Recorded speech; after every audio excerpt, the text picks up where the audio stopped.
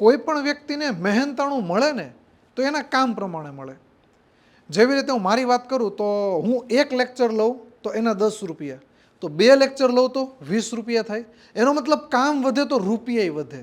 હવે એવું same to same આ દાખલામાં છે કે આ સાંકળના નિયમનો દાખલો છે, પણ આમાં મહેનતાણું આપી દીધું કે 25 મજૂર છે, એ 8 કલાક કામ કરે ને તો એ એટલું કામ કરે છે કે એને 850 રૂપિયા આપવા પડે. એનો મતલબ કામ એ જ રૂપિયા, તો છેદમાં કામની જગ્યાએ રૂપિયા આવશે.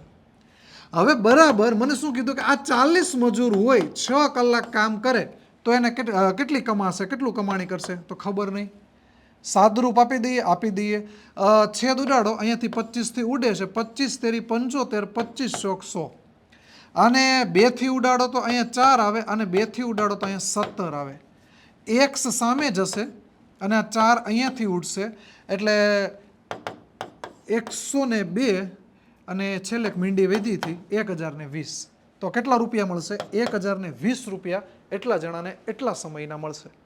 તો ગણિતમાં અને સ્પર્ધાત્મક પરીક્ષામાં નવું જાણવા શીખવા માટે અમને એટલે કે વેબ સંકલ ઓફિશિયલને ફોલો કરો અને આનો જવાબ ઉલ્લીન કોમેન્ટમાં આપો.